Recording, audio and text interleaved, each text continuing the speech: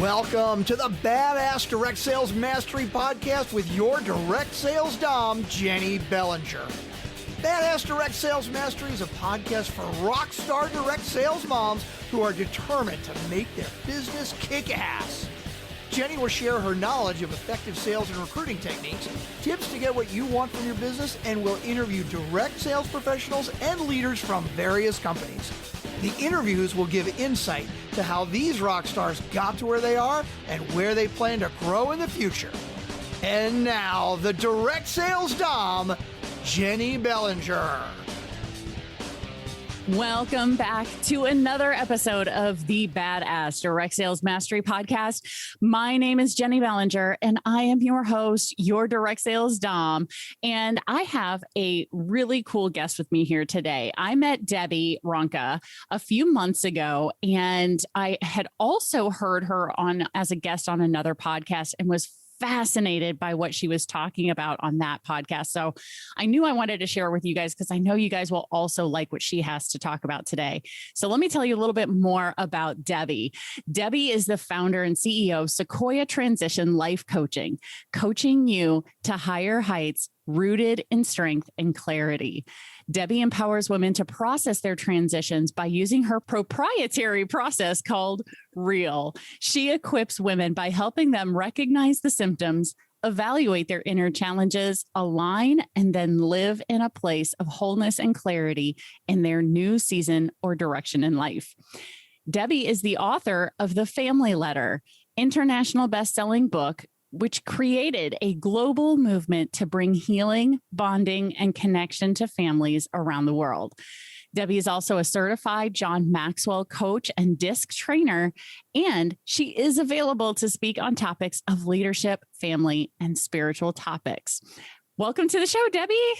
Hi, Jennie. Thank you for having me. Oh, I am so glad to have you here. So I know I heard you on the Nice Guys on Business, I think back in 2020, if I remember correctly.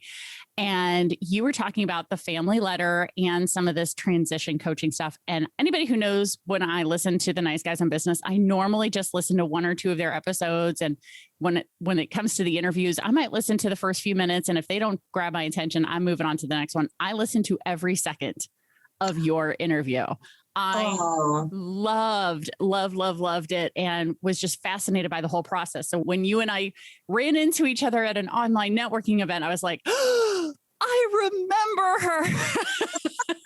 That was so amazing how we reconnected there. I loved it. I know. I seriously loved it. I was so glad because, you and I were talking pre-interview, and I'm a big believer that everything happens for a reason and at the right time. And you and I connected, and both of us were like, yes, we want to get together for this podcast interview. So Debi, tell us a little bit about the transition coaching that you do, and how did you get into transition coaching? Oh, that's a great question. That's one thing I'm really passionate about in helping women. Mainly, transitions are part of life.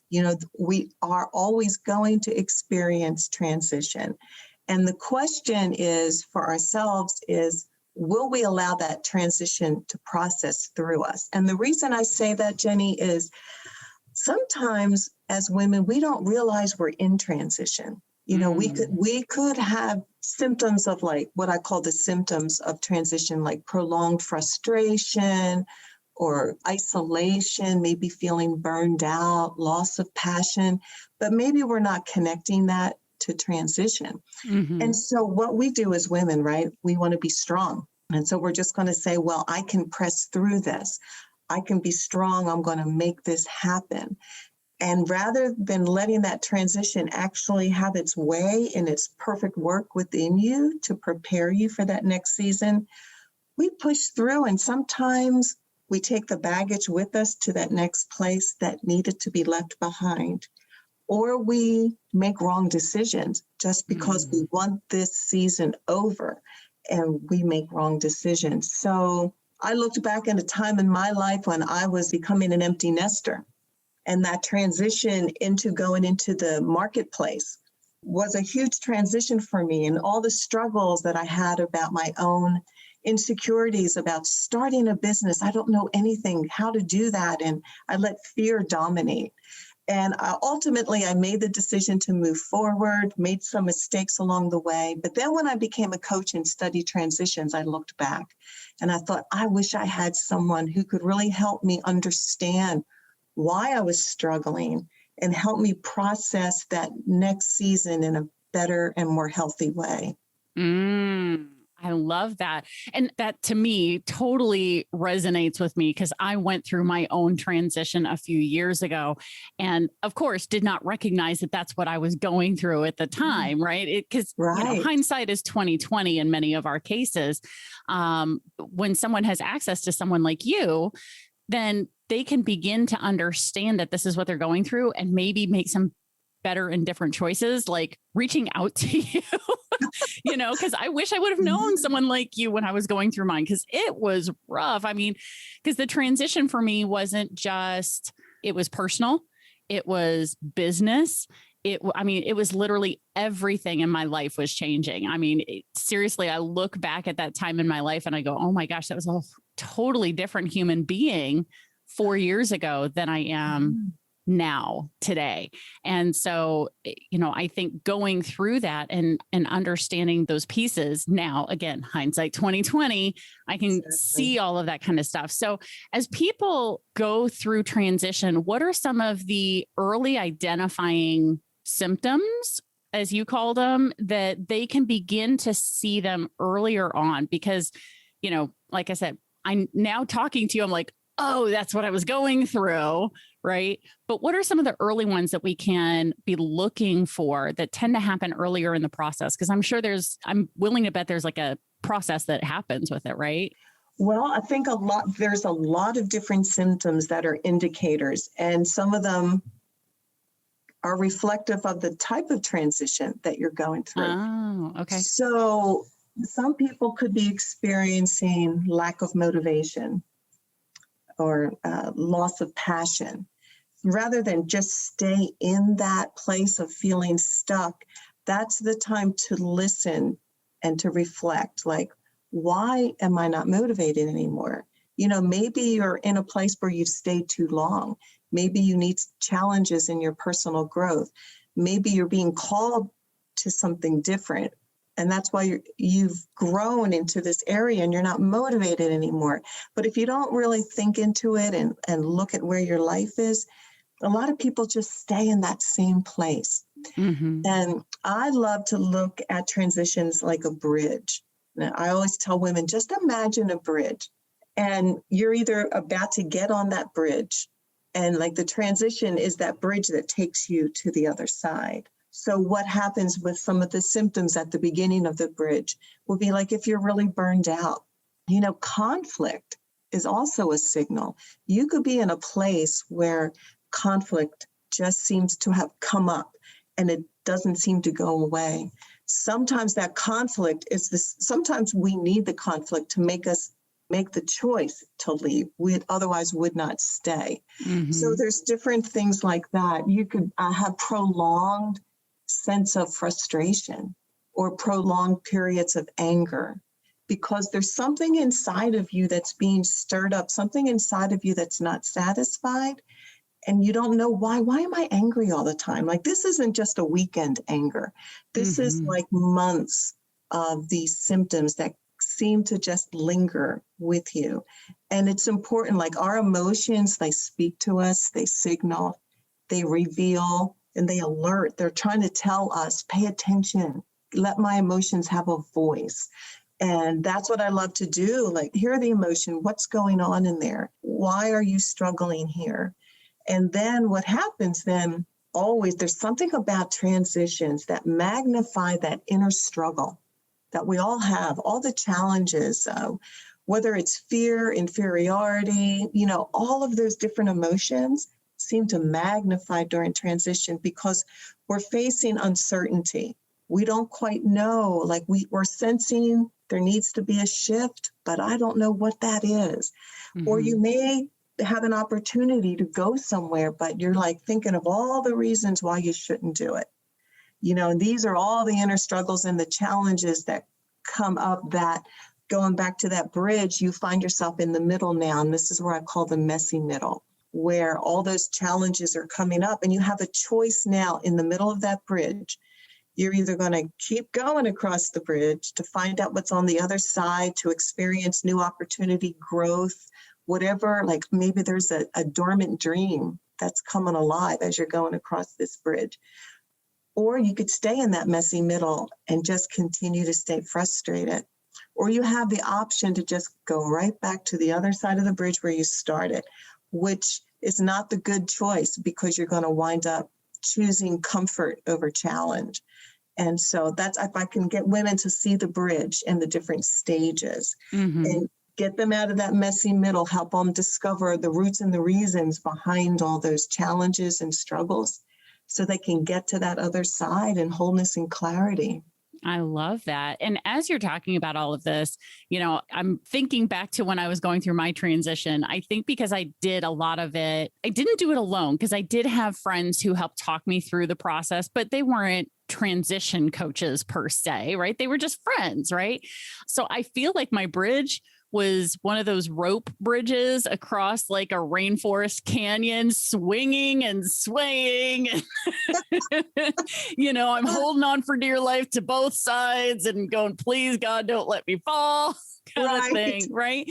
And I feel like having someone like you helps take that bridge, that transition, instead of it being a really unsteady rope bridge to something that's a little bit more comfortable, like maybe with some concrete under and around you, you know, taking you across, or at least one of those really cool rope bridges like the San Francisco Golden Gate Bridge or something, you know, at least it's this something more steady, right? Because doing it by myself really felt super, you know, difficult. And in going through that process, so I know that you said that there's different parts of the transition. Is the messy middle that you were just talking about, is that the most difficult part? And why is it the most difficult part for people? That's what I call the evaluation. In my process of real, first we recognize and then the evaluation. In a course that I'm writing, I spent 3 weeks in evaluation, focusing on the mindsets, the limiting beliefs that we have, and even the wounds of life, the wounds that are in our heart, where we've been affected, that are also triggered, come forth in transition, that need a season of healing. So you don't go through that transition tunnel with all that baggage, because all of that we have may not fit through that tunnel. Like we want to leave it behind. And so what we do is we discover all that and the roots and the reasons behind it. Because when you have that aha moment is why your limiting belief, why you think this way about yourself, it's very freeing to really understand it's not you. It's what others have said to you, about you, or over you all of your life. And you've made that your truth. And so when you realize it's not truth, then you're able to dismantle these foundational lies, is what I call them, to empower yourself with truth to help you keep moving. Yeah, I think that's really important because so few people, and when I point the finger out at the audience saying so few people, remember there's 3 fingers pointing right back at me in all of this process. The whole evaluation piece is something that I think is probably the hardest, because that's when you're sitting there having to, number one, acknowledge, at least for me, number one, acknowledge that I'm having less than positive feelings. Like that whole piece, just the recognizing, going, okay, I do not feel good about X, Y, or Z, right? And because I'm a super positive person. And so to actually speak and to recognize that I'm going through some less than positive feelings is hard, you know, and it's taken getting some emotional intelligence training for me to get better at understanding what those things are and how, because you said your emotions tell you things. So what are some of the negative emotions that people might be feeling, and what should the listener begin to recognize? So if I'm feeling frustration or I'm feeling anger or whatever, what are those emotions supposed to be telling them, or what do those emotions usually tell somebody? How about that? That's a great question. And that's a big question. Yeah. So let's just take frustration. I believe, like, if you're feeling frustrated, it could be a lot of different things. Maybe you don't feel like you're being heard or recognized. And so there's the frustration of, does anyone know I'm here? Mm-hmm. The anger can also come from that same place of always being overlooked, always being undervalued. You can also be frustrated when you know that there's more to do in life, but you feel stuck in the place that you're at. So you don't feel you're realizing your potential. You're not walking in your higher purpose or your best self.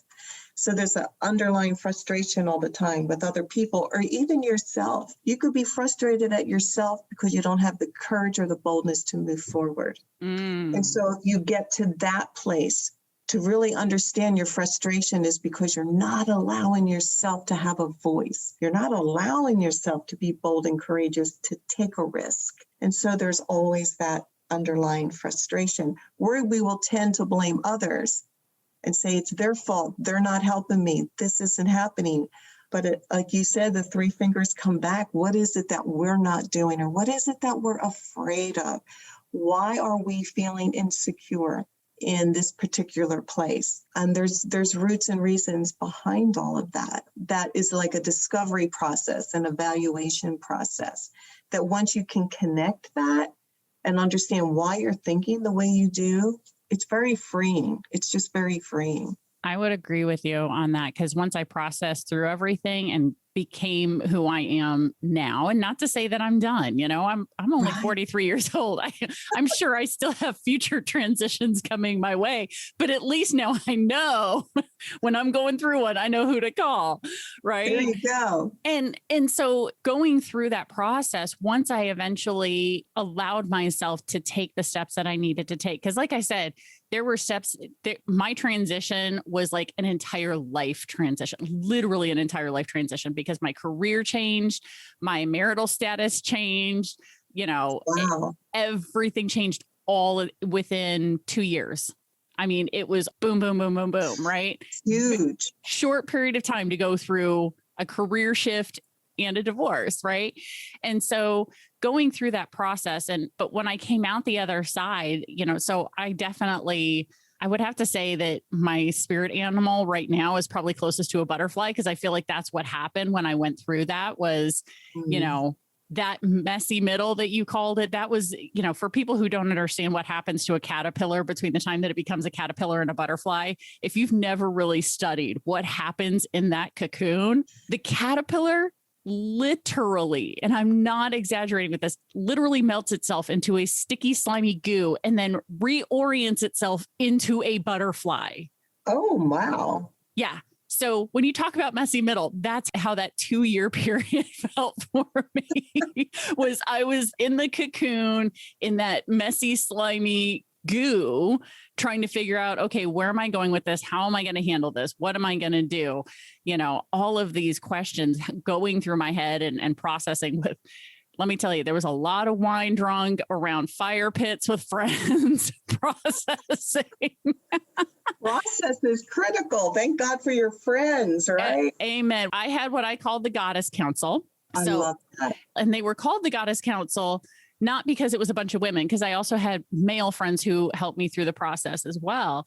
And it was called the Goddess Council because I was the goddess in the middle, trying to figure out where the hell to go, what to do.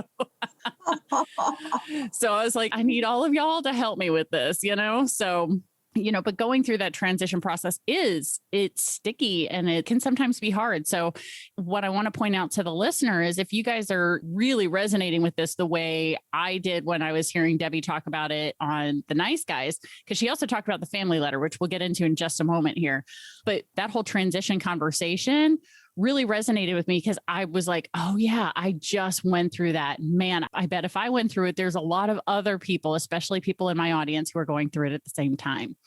So I want you guys to start recognizing that if you haven't already begun to, if you're not resonating with this, you're probably not in the process of going through transition. Cool. That's great.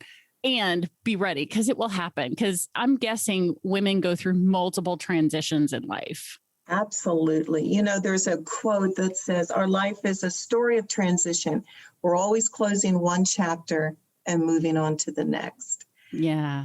And especially for a woman, the other day I spoke to a group of moms and I said, moms, being a mom is probably like the longest transition time in your life, because you're transitioning as your children are transitioning from age to age. There's new challenges, new things being pulled out of you. And so I look at motherhood and go, whoa, that is like the biggest transition. So even becoming a mother, going through motherhood, and then leaving that season, there's a lot right there in that time frame of a woman's life.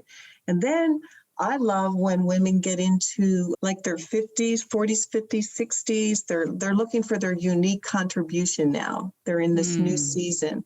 Or like in their 60s plus, they're looking for that convergence of all their experience in life. How do I create legacy? How do I impart? How do I influence now?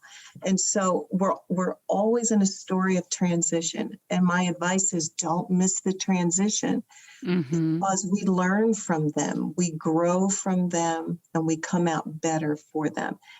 And even the most difficult transitions, and there's some really hard ones like sudden loss and different things like that. It's just like another whole process of grief. You know, some transitions take 3 months to 3 years to process, based on like what you just said, Jenny, 2 years. And that's a fact, because there's a lot to process in that time. And just to give hope that the bridge will take you to another place that has wholeness for you and clarity for that next season. Yeah. The other side, trust me, guys, is so worth it. I mean, I've got to say, going to the other side was so worth it. I can't imagine, after having gone through the messy middle, going back to what I had before, because it wasn't where I was meant to be. You know, this is where I'm meant to be right now. And that whole idea is super freeing. So I did mention, and we did talk briefly about in your bio, the family letter. Let's talk about this, because I love this concept, and it's totally different from transition, guys. So guys, we're transitioning out of transition and talking about the family letter. So tell us a little bit about the history of family letter and how it came to be. Well, I'll start off with, I think I believe is the heartbeat of the book, and the heartbeat for us as just human beings, is I believe there's a deep longing inside all of us to be known, loved, valued, and celebrated. And when you take that whole thought process, what we did as a family was create what we call the family letter, a very simple tool that actually was the catalyst to fulfill every one of those desires within us as individuals and a family. And my husband and I, we started this when our first two kids were 5 and 7, with the whole concept of teaching our children the power of encouragement, teaching them to understand the power of their words. Like, they're either bringing life or they're going to hurt someone. So how can we teach them this? And of course, it's very hard anyone who's raising children, you've got the sibling rivalry, and you're always dealing with that. So we came up, what would be the best way we can get them to convey their feelings towards one another? And we came up with this letter. And I want to pause right here, because whether you're raising your children or you're in that magical season of being a grandparent, this tool is multi-generational. It's for the young family who's starting out, and grandparents. You could be these legacy creators for your family, imparting and starting that. So we decided as a family, Jenny, to do this on our birthdays. What is the best time to get celebrated? Is your birthday, right? Oh. And so it's the most beautiful thing. So in order to teach our children, we gave them a small template of what we felt like you needed to put in the letter, because it's hard. What do I put in a letter? What is a letter? What is all of this? Right. And so basically, you're telling the person not just that you love them, but specifically why. Tell them specifically, what is it about that person that you love? And, celebrate their gifts and their talents. So when kids are little, it's real easy to say, when I watch you play soccer, you run fast. Well, you know what? That is so simple. But to the other sibling, it's like, oh, they think I run fast, and they're learning to value and pull each other's gifts out. And I could say we've been doing this over 35 years now. And basically the whole scenario, Jenny, is we would like say it's my birthday. My 3 children and my husband each individually write me a letter, and all the letters are put in front of me. And I pick one up at a time and I read them out loud. And that's the power of it in the community of your family, reading these letters out loud. So the person, of course, who's reading the words is so impacted by it. The person who wrote the letter is impacted hearing you read what their feelings are towards you. Mm-hmm. And the rest of the people at the table, they're like, it impacts everybody, especially like children, when they hear their father's words towards their mom in this letter and vice versa. It actually builds security in the heart of that child. Mm-hmm. It builds confidence. And it's funny, looking back, I saw that at the time we were doing it, we were just thinking, we're going to teach them about words. But I've seen the fruit and I've seen the connection of the value of these letters. And now we are into my grandchildren are now doing it. My 7-year-old grandchild a couple of years ago said, Nana, do you know what I want for my birthday next year? And I said, no, Kellen, what do you want? And he just threw his hands over his head. I want letters. I want letters. Aww. And that goes to show you, no matter how young you are, everybody wants to know that they're known, loved, valued, and celebrated. So we're doing letters for him, and in their own little way, they're doing letters back to us. So like if you have really young children, like what my daughter does is she'll ask like her 4-year-old daughter, what do you want to say to daddy? I love you with all my heart, and Jamie will write that and then Natalie will sign it. Or she'll write out the letters and Natalie will copy them. Aww. So you're really teaching them the value of words, so much so that they want them too. I think that's beautiful. I absolutely love it. So now I'm going to go get the book because one of my goals this year is to read a certain number of self-development books for business purposes, some books for fun, and also some parenting books. And I think your book is next on my list for parenting books because I love this process and it sounds absolutely fabulous. And we've got enough time to enact this in my own family because my kids' birthdays are late summer and late fall. So we've got time to begin to think about this. I have time to read it and figure out, okay, how do we implement and when and how does this go? Because I want to do this. This sounds absolutely beautiful as a way to help kids understand that because, I think especially given what we're going through right now, kids especially are feeling very disconnected, especially teenage kids, because they are so socially referenced, to their peers. And so to be able to hear all of these things from family members is going to be very impactful, I think, for them as well. So, absolutely. I really appreciate you sharing all of this with us, Debi. Oh my gosh, I have loved talking with you. And I am so excited to share with everybody that you have a gift for all of our listeners. So tell us about your gift for everybody. Well, it's a wonderful way for you to even know and understand if you're experiencing transition, help identify some of your emotions. It's about 8 or 10 questions, and it'll really help you understand what you're experiencing, different questions like that. Mm-hmm. Please take the assessment, and then you have the opportunity. You can schedule a free clarity call with me. I can help you, with maybe on some of those points that you're going through. I think that's really generous of you. Thank you, Debi, for offering that opportunity. Because guys, if you were listening to the first part of this conversation and hearing transition and going, oh, that's what's going on in my life right now, definitely go to the website. So you guys all know how this goes. If you've been listening long enough, grab your phone, BDSM crew, grab your phone as long as you're not driving, click on the episode and scroll up just a little bit and you will see the link that will take you directly to Debi's transition assessment.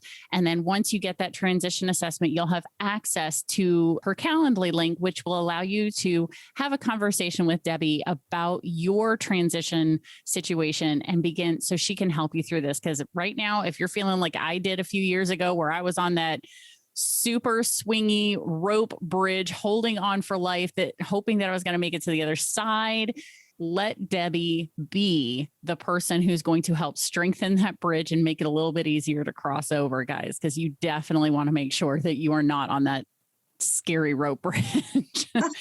Get someone who knows how to make a great bridge and a great transition from one part of life to the next. So Debi, thank you so much for your time and your expertise here with everybody. I so appreciate you. Oh, Jenny, I'm so honored and grateful to be here. I appreciate everything about you as well. I wish you the best. Oh, thank you very much. I just love, we're going to have you back again because I'm sure there are more things coming through your program that we're going to want to share with the badass audience here. So, well, everybody, you're welcome. Well, everybody, you guys know how this goes. We are now at the end of the episode, so make sure you stay tuned because there's another badass episode on its way. Thanks for listening to the Badass Direct Sales Mastery Podcast with your direct sales dom, Jennie Bellinger. Why are you waiting to go to badassdirectsalesmastery.com? Don't make the dom get her whip. If you enjoyed this episode, make sure to share it with another rock star that you know in direct sales after you subscribe to the podcast so you won't miss any future episodes. You can also check out the show notes for links and any contact information mentioned in today's episode. We'll see you next time.